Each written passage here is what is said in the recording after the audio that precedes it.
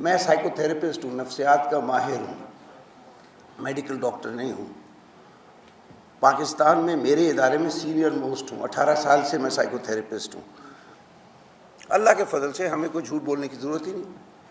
ये तो इतना अजीब केस बन गया कि मेरे तसव्वुर से बाहर है। जितना दुख हमें हुआ है उस छोटी बच्ची की मौत का मैं बयान नहीं कर सकता। अगर आपकी अपनी बेटियां होंगी तो आपको अंदाज़ा होगा कि अपनी बेटी को चाहे कोई उम्र भी हो इस तरह मौत छीन ले किसी भयानक इंसान के हाथ, वो कितनी बुरी चीज़ है। पुलिस, आपकी मैं बात अभी जवाब भी दूंगा, पुलिस जाती है जहाँ क्राइम सीन हो। हमसे जब 7:04 पे, अच्छा पहले तो मैंने इनको कोई अर्ली जुलाई में कहा, इसको भेजा मेरे, लोग कहते हैं ये ना बताना, ये प्रेस को ये नहीं बताना, ओहो प्रेस को वो नहीं बताना। भाई अगर सच बोल रहा हूँ तो क्यों नहीं बताना? सिर्फ वो नहीं कह सकता जो कोर्ट के लिए प्रॉब्लम है, वरना क्यों नहीं बताऊँ? मैं आपको सब कुछ बताऊँगा, आप पूछें मैं बताऊँ।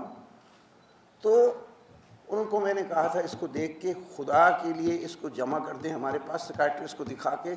मेरे पास तो उसकी रिकॉर्डिंग है, कॉल रिकॉर्डिंग्स हैं। Please admit him immediately. ये सेफ नहीं है, लेकिन ये पागल नहीं है, पागल नहीं है ये, मैं पागल बनाने नहीं आया हूँ इसको यहाँ पे, पागल नहीं है ये, लेकिन ये हॉस्पिटल का केस है, घर का नहीं है। पागल वागल में ना मैंने इधर कहा है ना मैं कोर्ट में कहूँगा, क्योंकि फिर वो कह देंगे आप बचाने के चक्कर, उसको बचाने के चक्कर में पागल बना रहे। वो पागल नहीं था, एडिक्ट था, एल्कोहलिज्म और एडिक्ट तो कोई भी हो सकता है, पागल थोड़ी होते हैं। तो उन्होंने मेरी बात नहीं सुनी। मैं माउंटेन क्लाइंबिंग करता हूँ, मैं नांगा पर्वत चला गया, वहाँ चढ़ के 20 तारीख को उतरा हूँ, इनके फ़ोन आने शुरू हो गए कि वो कंट्रोल से बाहर है। अब सुन लीजिए बड़ी अच्छी तरह आप सब, जब उन्होंने कहा है कंट्रोल से बाहर है तो मैंने पूछा कि कंट्रोल से किस तरह से बाहर है, कि बस गुस्सा बहुत चढ़ा हुआ है। अब वो गुजराती स्पीकिंग कराची की आदमजी फैमिली है, तो वो ज़्यादा ये असले वसले में बिलीव नहीं करती, लेकिन for the security of my team मैंने पूछा कि जाकिर साहब कोई असला उसला तो नहीं? भाई कोई असला नहीं है, कोई असला नहीं, हम तो मेमन हैं, हमारे पास कौन सा असला होता है, कोई असला नहीं। अब मैं पहुंचा हूँ इस्लामाबाद अपने घर से, E7 से। मैंने टीम के ही लीडर थे डॉक्टर साहब ये, और इनके साथ टीम के और अफराद थे जिनमें ये हमारे नर्स भी थे, और इनको हमने भेजा कि भाई जाएं और इंटरवेंशन करें। तो पुलिस क्यों जाएगी? तो हम तो एक नॉर्मल कोर्स में हमने भेज दिया टीम को। अब जब टीम वहाँ पहुँची है तो बाहर 1-2 लोग खड़े हुए, friends of the boy and the girl. इस तफसील में मैं नहीं जाऊँगा अगेन, क्योंकि ये तफसील सब जुडिस है, और मैं तफसील में अपने डॉक्टर को भी नहीं कहूँगा ज़्यादा जाएँ, लेकिन मजमा था नीचे। अगर आपकी बेटी मिसिंग है तो मजमा क्यों है? कोई अंदर जाके हुल्लड़ मचाए, घुसे अंदर, तोड़े, निकाले, बाहर करे, ये क्या हो रहा है? और ये जो उन्होंने कहा कि ये ऊपर खड़े हुए हैं और ये 2 दिन से दरवाज़ा नहीं खोल रहे, पहले दरवाज़ा खोला करते थे। तो उसके बाप से मेरी बात हुई कि इस वक्त is he armed? No Tahir sahab, he is not armed but he is violent. How is he violent? He is unmanageable. मतलब गोल गोल सारी बातें, गोल गोल सारी बातें, गोल गोल। हमारा इंटरेस्ट है कि लड़के को सेफली वहाँ से निकालो, हमें क्या पता अंदर क्या हुआ है। कोई क्राइम सीन तो अभी हमारे सामने आया ही नहीं। नौकर इसके गवाह हैं तीनों के सवाए, और CCTV कैमरे लगे हुए सारे, जो सब पुलिस के पास है। वो भी पुलिस भी एक और कहानी है, CCTV के कैमरे लगे हुए हैं, वो सारा कुछ फिल्म कर रहे हैं कि सिर्फ हमारी टीम आई है। वो लड़के जो बाहर खड़े थे उनको कहा भाई आप भी साथ आ जाएं, आप दोस्त हैं, तरह से मदद हो जाएगी, वायलेंस वगैरह ना हो, बचें, हम आराम से टीका लगा के उसको ले जाएं। वो लड़कों ने इनकार किया। इन्होंने CD ली पीछे से, और अब तफसील थोड़ी सी आप दे दीजिएगा, just to the extent of the CD and the going in. पहले आप दे दीजिए। ये इधर ही बैठे? हाँ इधर ही।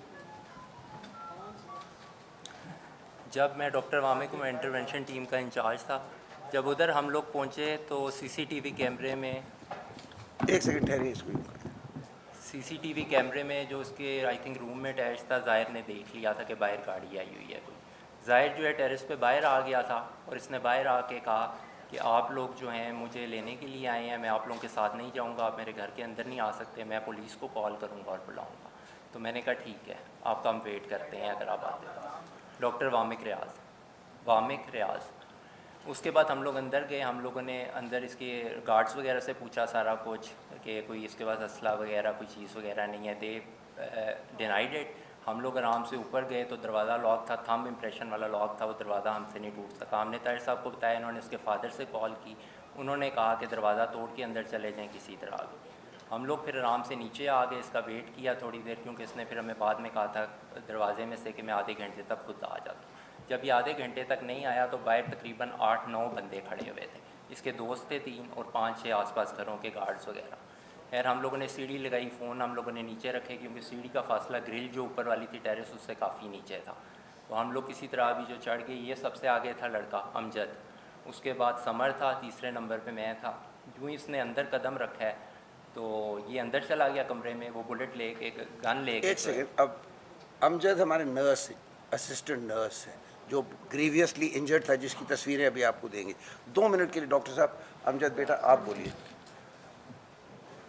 इधर आ जाएं, आप बोलिए। इस पे हमला उसने किया था? जी जी आपको जख्म दिखाएंगे। बताओ जी अस्सलाम वालेकुम।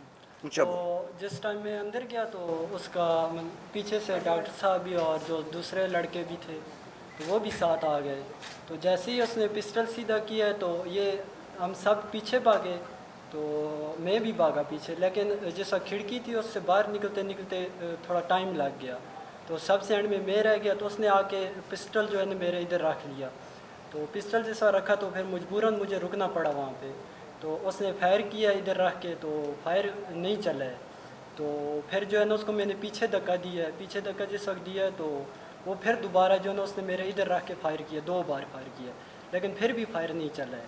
तो फिर उसने उस वजह से जो है ना मेरे सर में उसका बट जो होता है वो पिस्टल का वो मारा है, तो वो काफ़ी ज़्यादा जख्म सर में आ गया। तो वो उसका हाथ पकड़ा आ गया था मैं, तो हाथ फिर मैंने उस तरह नीचे किया तो पिस्टल नीचे गिर गया। तो बेड के ऊपर मुझे शक पड़ता है उसके कहीं से छुरी उसके हाथ में आ गई है। तो उसने फिर इस तरह वार किया मेरे गले के ऊपर, पहला वार। ये मुझे तकरीबन 6 टाँके लगे हैं। तो उसमें उसने पहले गला काटने की कोशिश की है, तो उसने फिर वार किया। तो दूसरा जैसे ही मैंने वो छुरी निकाली है तो उसने पेट के अंदर लगा दी है, तकरीबन 10 टाँके वो भी लगे हैं। तो बकाया छोटी और भी काफ़ी चोटें लगी हैं, बाजू के ऊपर भी लगी है। तो फिर जो है ना उसका चाकू मैंने नीचे गिरा दिया। इतने में मैंने सबको आवाज़ें दी हैं यार कि ये मुझे मार देगा, तो आप प्लीज़ ऊपर आ जाओ। तो इतने में सारे लोग आ गए, तो फिर उसको पकड़ के नीचे मतलब उसके ऊपर फर्श के ऊपर लटाया है। तो फिर उसको बांध दिया है, बांध के तो फिर मैं जैसे ही खड़ा हुआ तो वो क्या कहते हैं बस मैं गिर गया नीचे, क्योंकि खून काफ़ी निकल गया था। तो बस इस वजह से जो है ना मुझे हॉस्पिटल ले गए। ये अमजद की पिक्चर है। ये आप तकसीम कर दें। उस वक्त मर्डर हो चुका था। मर्डर हो चुका ज़ाहिर बात है, सारा जो है ना वो उस पे आते हैं, उस पे आते हैं। अभी तो मैं इनके अभी एग्जैक्टली उस पे आ रहा हूँ।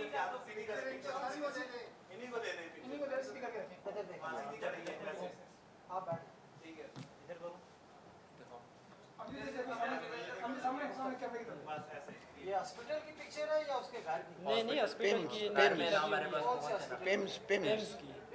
जी।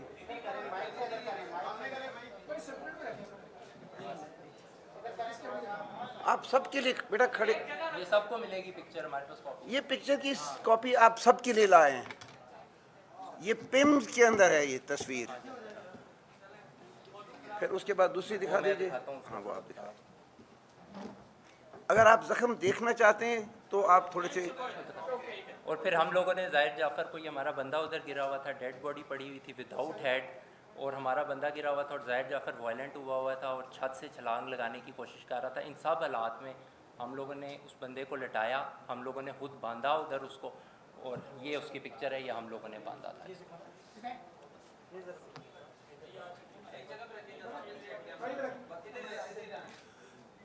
ये तस्वीरें 2 फिलहाल तकसीम कर सकते हैं सबको, हजरात को, ख़वातीन को।